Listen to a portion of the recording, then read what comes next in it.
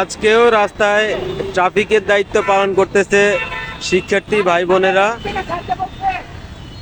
দেখেন আজকে বুধবার, আজকেও রাস্তায় ট্রাফিকের দায়িত্ব পালন করতেছে শিক্ষার্থী ভাই বোনেরা।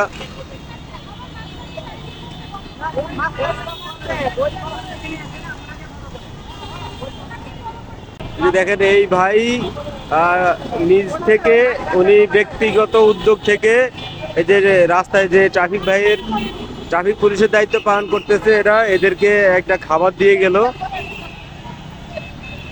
যুগে যুগে ছাত্র সমাজরাই দেশের ক্রান্তি লগ্নে দায়িত্ব পালন করে থাকে, তা আজকেও প্রমাণিত, এখনো প্রমাণ করে যাচ্ছে তারা।